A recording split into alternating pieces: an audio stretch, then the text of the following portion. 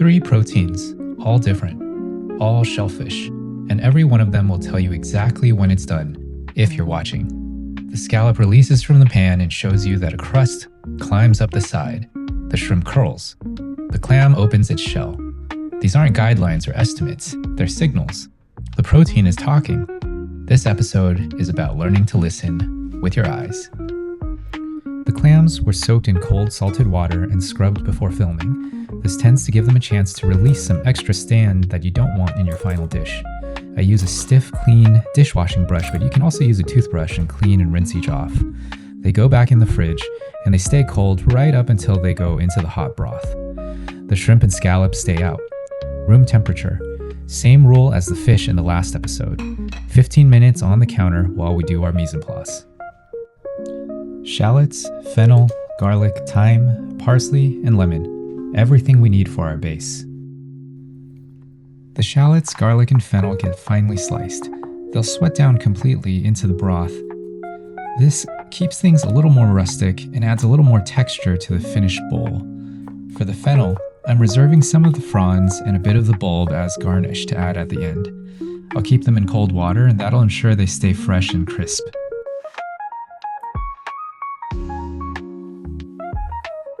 Our parsley gets a rough chop, the lemon gets halved, and everything is in its place before the heat goes on. Let's talk about scallops first. Scallops come in 2 forms, dry packed and wet packed. Wet packed scallops are treated with a phosphate solution that causes them to absorb and hold extra water. The moment that moisture hits a hot pan, it vaporizes. It creates a steam barrier between the flesh and the metal. The same mechanism that we talked about as the fish in the last episode. No direct contact means no Maillard reaction, no crust, no caramelization. You need dry packed scallops, and you need to dry the surface completely before they go anywhere near heat. When cooking scallops, there are 2 signals. First, the caramelization climbs up the side. When a golden crust has crept roughly a third to halfway, you're going to be ready to flip. You may notice a bit of a spring if you gently press down on the scallop with your finger. Second, and this is the reliable one, it's our good old release test. A scallop in a properly hot pan grips the metal until the crust is set. And just like we've discussed before, don't force it. When it lifts without friction, give it a flip and leave it for a few more seconds.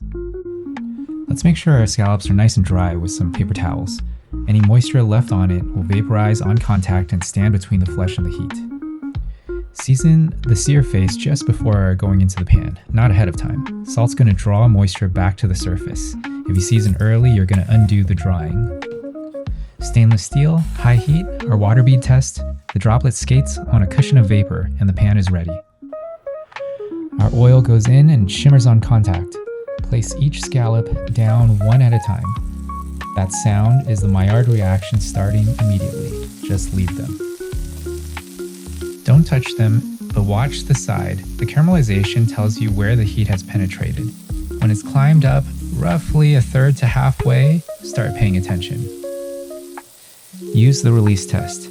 If it sticks, it's not ready. Just leave it. Once it can lift cleanly with no resistance, that's a signal. Now baste.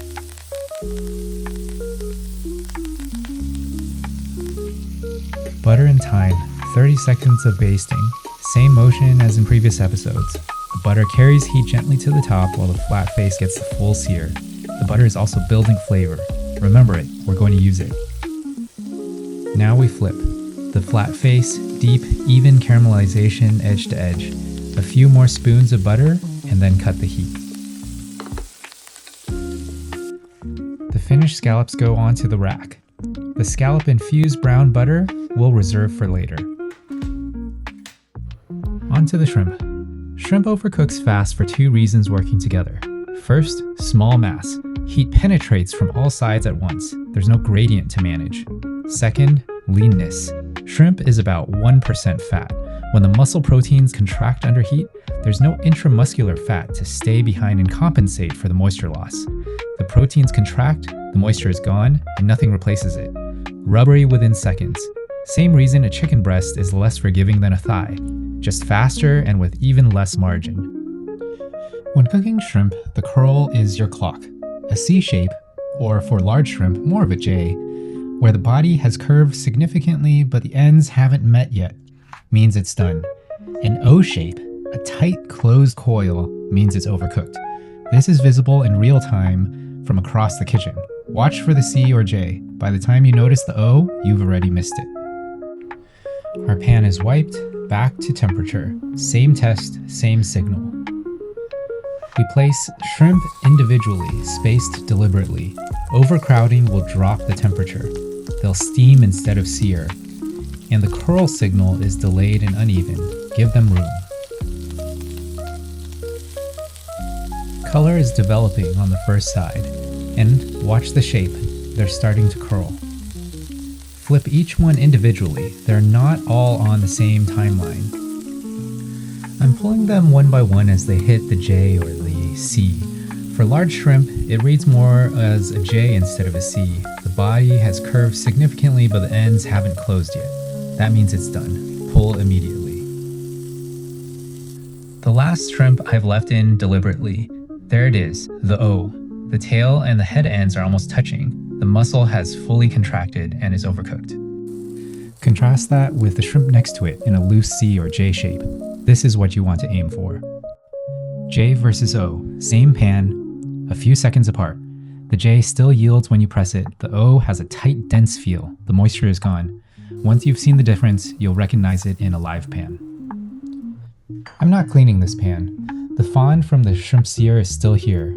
That's the first layer of the broth.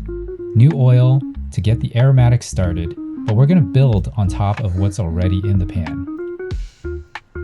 Our shallots and fennel go in, medium heat. We're going to sweat them, not brown them. It'll take about 4 to 5 minutes.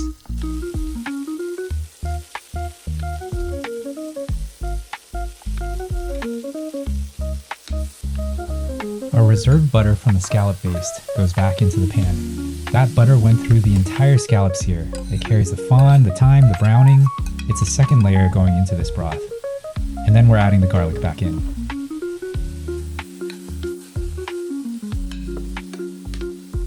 White wine next. Wash the pan floor. Everything that built up through searing lifts off into the liquid. That's flavor you would have thrown away if you'd cleaned the pan. Reduce slightly. Then our canned tomatoes go in. Add a half cup of clam juice, then thyme. Bring everything to a boil. Once your liquid is boiling, you're ready for the clams. But let's talk about what's happening when clams cook first. A clam shell is a sealed chamber. The adductor muscle at the hinge holds it closed. As heat builds up inside, the muscle protein denatures, and when it releases, the shell opens. That opening is not a suggestion. It's not a coincidence. It's the clam telling you the internal temperature has been reached. The signal is built into the animal. The mistake is waiting for all of them to open at the same time. The first clam to open was done before the last one. Every extra second in the steam is overcooking. Pull each clam the moment its shell opens. Waiting for all of them to open before pulling means the ones that open first are already past their peak.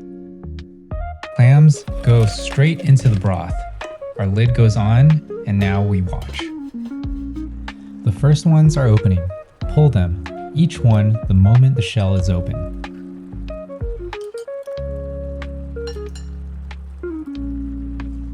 Cover again. Let the remaining ones come up.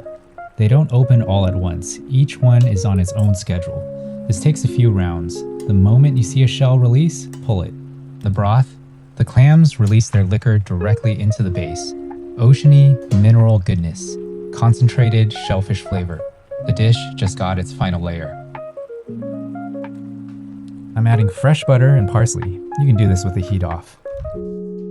Then, everything goes back in. Scallops, shrimp, clams, return to the broth to coat and combine. The heat is off. Every layer of flavor that built through this pan, the scallop fond, the shrimp sear, the deglaze, the clam liquor, it's in this sauce right now. We're just bringing it all together. Let's use a wide, shallow bowl. The broth needs a bit of space. We'll put a scallop on top, seared face up. That's the visual payoff for everything we did in this pan.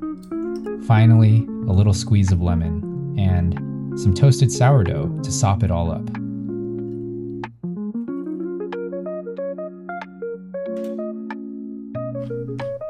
Alright, let's give this a taste. The shrimp, the J held. There's still some spring to the flesh. You can feel the difference from the O, without the side-by-side. The scallop yields with a little resistance and then separates cleanly. Not rubber, not mush. The crust added structure while the inside stayed tender. The clam, pulled when it opened, the meat is still plump and juicy. The broth has their liquor in it. Put the sourdough in it. 3 shellfish. 3 completely different cooking methods. 1 pan. The scallop sear built fond on the pan floor. The shrimp sauté built more. The reserve butter went back into the aromatics. The wine lifted everything from the bottom.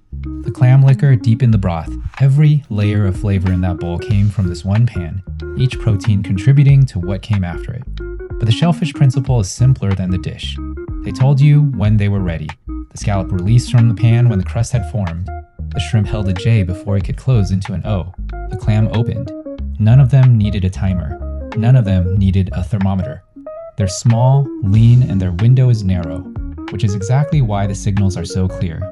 The only question is whether you're watching. Watch for the signal. Pull the moment you see it. Next time you cook shellfish, any shellfish, put the timer away. The scallop releases, the shrimp curls to a J or a C, the clam opens. Pull the moment you see it. That's the whole thing.